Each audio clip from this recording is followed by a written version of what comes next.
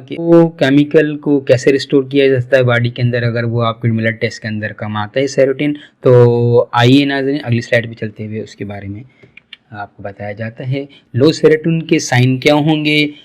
मरीज़ के अंदर, यानी वो डिप्रेशन में उसको होगी, एंजाइटी होगी और मतली निविसा जिसे कह लें आप, ये कैसी की कैफियत होती है, उसकी हड्डियाँ कमज़ोर होनी शुरू होती हैं और उसके बाजू का उसके जो ज़ख़म वगैरह होते हैं वो हील नहीं हो रहा होता है ना। और जो उसकी बॉल मूवमेंट यानी पेट की जो फंक्शन है वो डिस्टर्ब रहता है ना। स्लीप उसकी डिस्टर्ब हो जाती है, उसको नींद कम आ रही होती है, नींद में ख्वाब या ख्याल या वहम इस किस्म के आ रहे होते हैं, मरीज़ बार बार उठ जाता है और सही तरीके से वो कंफर्टेबल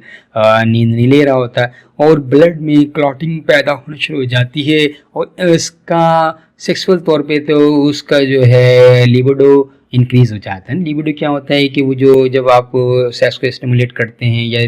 या मेल फीमेल आपस में मिलते हैं तो उसमें एक किस्म की लज्जत सी महसूस होती है, वो भी सेरोटिन के लो होने पर उस टाइम पे वो बढ़ जाता है ना। ठीक है, नेक्स्ट स्लाइड पे चलते हैं। आइए आप इसे यानी सेरोटिन को कैसे बूस्ट कर सकते हैं नेचुरल तौर पे, how to restore naturally serotonin level. अब इस स्लाइड पे हम बताएंगे नेचुरल सेरोटिन बूस्टर क्या हैं। ये 3 चीज़ें हैं, यानी कि हेल्थी डाइट के ज़रिए आपको इसको बूस्ट कर सकते हैं और रेगुलर एक्सरसाइज के ज़रिए इसको बूस्ट कर सकते हैं और एक्सपोज टू सनलाइट, यानी अपने सुबह की जो वो हल्की हल्की किरणें होती हैं उस टाइम पे आपने जो है उस धूप के अंदर या सुबह सुबह जब सूरज निकल रहा होता है, सन शाइनिंग हो रही होती है, उस टाइम पे जब वो धूप निकल रही होती है वो उनसे भी बूस्टअप होता है ना। तरीके से आप जो है योगा वाली एक्सरसाइज यानी आप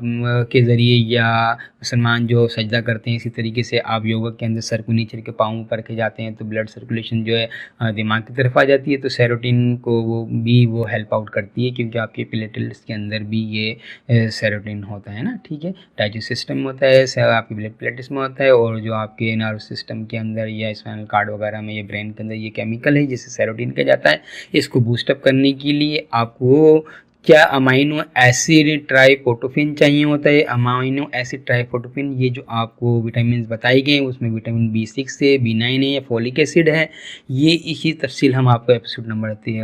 3 में बताएंगे। मरीज़ की ऐसी कैफियत होती है बाज़ कि उसे ऐसा एहसास या ऐसा नज़र आ रहा होता है कि जगह जगह पिनें पड़ी हुई हैं, यानी जिससे पेपर पिन जिसे कहते हैं वो पड़ी हुई हैं और वो अपना सिर्फ जगह को झाड़ रहा होता है बल्कि अपने बिस्तर की पे चादर वगैरह जो चीज़ बिछी होती है, कुशन वगैरह, उनको भी बार बार झाड़ रहा होता है। उसे ये एहसास हो रहा होता है या इस किस्म का वहम हो रहा होता है कि शायद वो पिनें हैं यानी पेपर पिन वगैरह हैं, नीडल वगैरह है जो उसकी पड़ी हुई हैं जिन्हें वो झाड़ के साफ़ करने की कोशिश कर रहा होता है। हालांकि ऐसे कुछ नहीं होता, कोई पिन वगैरह नहीं होती हैं, लेकिन ये कैफियत पहले तो ख्यालात में होती है कि ख़ास तौर पे उन मस्तूरात में जिनका नीडल्स और पेपर पिन के साथ वास्ता पड़ता है उन्हें इस किस्म के वहम होने का ख़दशा होता है। तो यहाँ हम उन्हें देंगे सिलेशिया 1M पावर में। सिलेशिया के इस्तेमाल में याद रहे कि ऐसे मरीज़ जिनमें TB की हिस्ट्री पाई जाए यानी ट्यूबरकुलोसिस का इशू हो या उनकी फैमिली में हो तो वो